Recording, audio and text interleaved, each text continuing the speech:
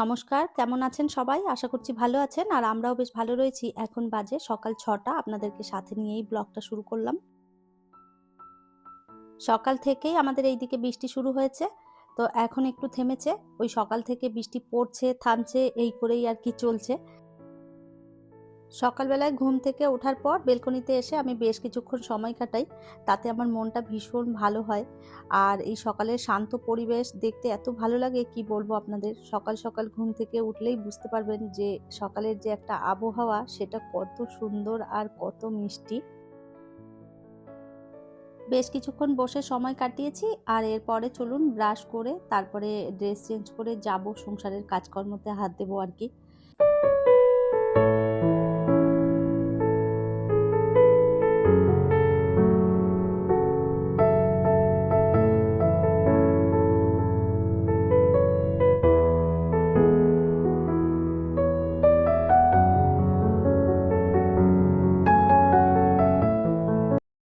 কিছুক্ষণ বৃষ্টিটা থেমেছিল, এখন আবার ঝমঝমিয়ে বৃষ্টি শুরু হয়েছে। তো বাইরে আমি একটুখানি জানালাটা খুলে দেখছি যে কি অবস্থা বাইরের। বিবেকের বাবা অফিসে বেরোবে, তো এরকম বৃষ্টি থাকলে কিভাবে যাবে সেটাই আর কি বসে বসে বলছিল যে এরকম বৃষ্টি পড়ছে কিভাবে যাব।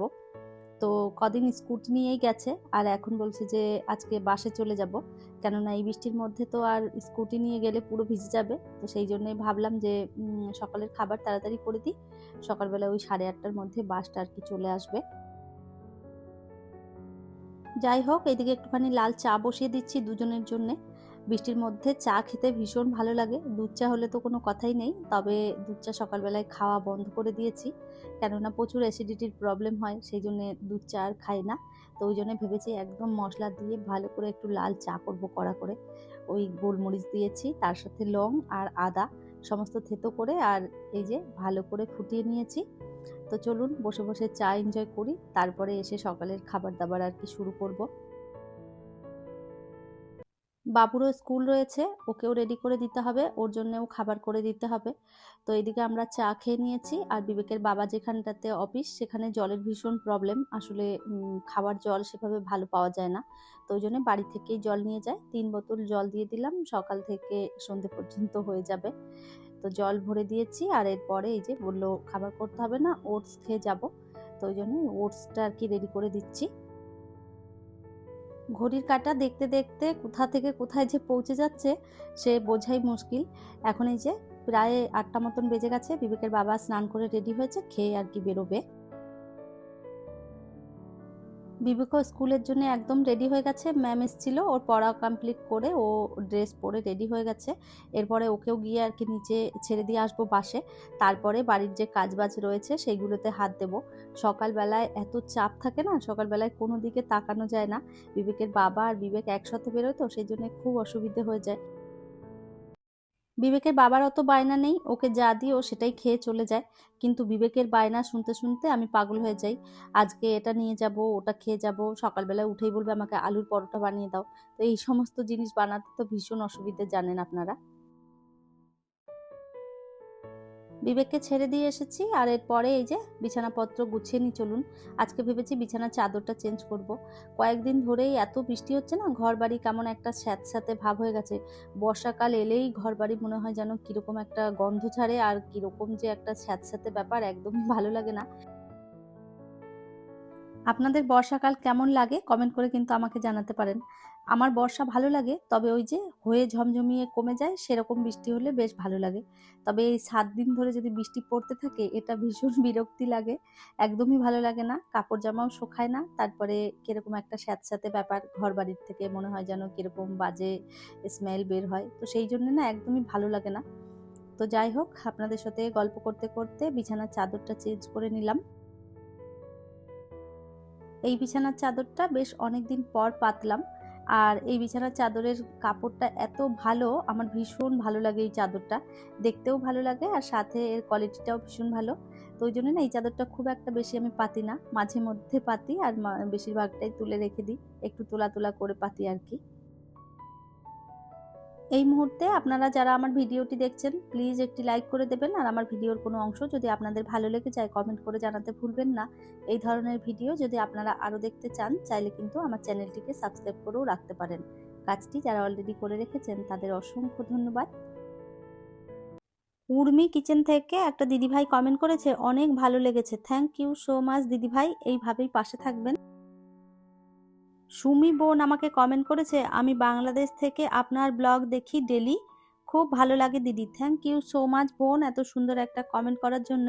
তুমি যে অত দূর থেকে আমার ব্লগ দেখো এটা জেনে আমার খুব ভালো লেগেছে, আর এই তোমার মিষ্টি কমেন্ট পড়ে আরও বেশি খুশি হয়েছি। এভাবেই পাশে থেকো। সোনালী মণ্ডল আমাকে কমেন্ট করেছে, আমি তোমার নতুন বন্ধু, খুব ভালো লাগলো। থ্যাংক ইউ সো মাচ, এভাবেই পাশে থেকো। বাবু দাস আইডি থেকে আমাকে কমেন্ট করেছে, তোমার কি 2 BHK ফ্ল্যাট? হ্যাঁ গো, আমার 2 BHK ফ্ল্যাট।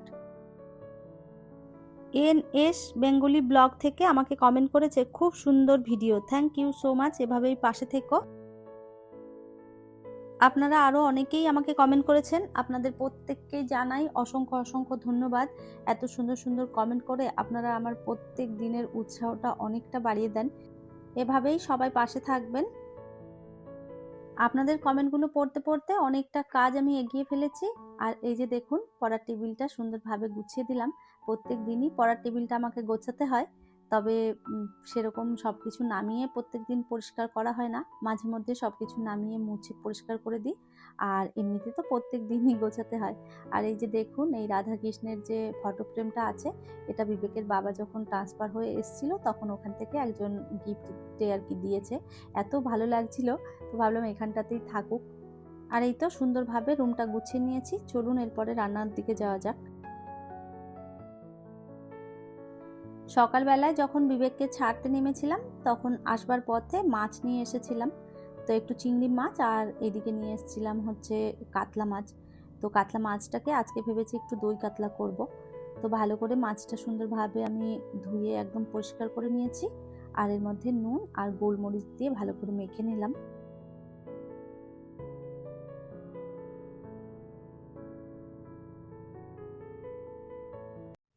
প্রথমে ভালো করে মাছগুলো আর কি ভেজে নেব। খুব বেশি কড়া করে ভাজার দরকার নেই, অল্প হালকা করে ভাজলেই হবে। যেহেতু দই কাতলাতে হলুদ ব্যবহার করে না, সেই জন্য আমি হলুদ দিলাম না। মাছগুলো একটুখানি সাদা তেলে ভালো করে এপিট ওপিট ভেজে নিলাম। আর গোলমরিচ দেওয়া আছে সেই কারণে না একটুখানি মাছগুলো কেমন কালো কালো হয়ে গেছে আর কি দেখতে। তো যাই হোক, এইদিকে ভালো করে মাছগুলো ভেজে নিয়েছি। আর ওই তেলের মধ্যেই একটুখানি গোটা গরম মশলা দিয়ে দিলাম। এরপরে দিয়ে দিলাম পেঁয়াজ বাটা। পেঁয়াজ বাটাটা দিয়ে ভালো করে নেড়ে চেড়ে পেঁয়াজটা যতক্ষণ কাঁচা গন্ধ চলে না যাচ্ছে ততক্ষণ ভেজে নিয়ে তারপরে এর মধ্যে দিয়ে দিলাম 1 চামচের মতন আদা রসুনের পেস্ট। আর ওই দিলাম একটু জিরের গুঁড়ো, একটুখানি ধনের গুঁড়ো, একটু লঙ্কা গুঁড়ো। এটাও ভালো করে মিশিয়ে নিয়ে তারপরে এর মধ্যে এখন দিয়ে দেব পোস্ত আর কাজু বাদাম বাটা। এটাও ভালো করে আগে পেস্ট করে রেখেছিলাম। এরপরে কাজু পোস্তটা দিয়ে ভালো করে আর কি নেড়ে চেড়ে তারপরে তেল ছাড়া পর্যন্ত ভেজে নিয়েছি ভালো করে। আর এর মধ্যে এখন দিয়ে দিলাম টক দই। টক দইটার মধ্যে 1 চামচ চিনি দিয়ে তারপরে আর কি ফেটিয়ে রেখেছিলাম, সেটাই আর কি দিয়ে দিলাম। আর এখন এর মধ্যে এই যে জল দিয়ে দিলাম। ঝোলটা ভালো করে ফুটে উঠলে তারপরে এর মধ্যে মাছগুলো দিয়ে দেব। আর এরপরে মাছটা দিয়ে একটুখানি ভালো করে ফুটিয়ে নিয়ে এর মধ্যে ওপর থেকে দিয়ে দিলাম মানে গরম মশলা গুঁড়ো, আর তার সাথে দিয়ে দিলাম 1 চামচ ঘি। গরম মশলা দেওয়ার পর একটুখানি ফুটে যাওয়ার পরেই আর কি নামিয়ে দেব। একটুখানি লাউ শাক রান্না করব, সেই জন্য এই যে বসিয়ে দিলাম আর কি বেগুন আলু সমস্তটা ভালো করে ভেজে নিয়ে এর মধ্যে একটু চিংড়ি মাছও দিয়ে দিলাম। চিংড়ি মাছটা আগে থেকেই কাটা বাছা ছিল, ভাবলাম লাউ শাকের মধ্যে দিয়ে দিই। আর এইদিকে ডাঁটাগুলোও দিয়ে দিলাম। তো লাউ শাক, ডাঁটা, চিংড়ি মাছ, আলু, বেগুন সমস্ত কিছু ভালো করে ভেজে নিয়ে একটু নুন দিলাম, আর তার সাথে দিলাম জিরের গুঁড়ো আর ধনে গুঁড়ো। এর মধ্যে আর কোনো রকম মশলা দেব না। ফোড়নের মধ্যে দিয়েছিলাম রসুন, কালো জিরে আর তার সাথে রাঁধুনি। ফোড়ন দিয়ে তারপরে সবজিগুলো ভেজে নিয়ে আর তারপরে এই যে মশলাটা দিলাম। রান্নাঘরটা পরিষ্কার করে তারপরে চলে যাব স্নান করতে। রান্না আমার হয়ে গেছে, আজকে আর কিছু রান্না করব না, এই শাক আর তার সাথে মাছ। আর এই যে চলুন রান্নাটা আপনাদের দেখিয়ে দিই। এই ছিল রান্নার ফাইনাল লুক। খেতেও ভীষণ ভালো হয়েছিল দুটো রান্নাই আপনাদের সাথে শেয়ার করেছি। চাইলে আপনারা এইভাবে একবার ট্রাই করে দেখতে পারেন, ভীষণ ভালো হয়েছিল খেতে। তো যাই হোক, এরপরে চলুন স্নান করতে যাব। আর আমার আজকের ভিডিওটা এই পর্যন্তই। ফিরবো নতুন ব্লগ নিয়ে। ততক্ষণের জন্য সবাই ভালো থাকবেন, সুস্থ থাকবেন। আবারও দেখা হবে নতুন একটি ব্লগে।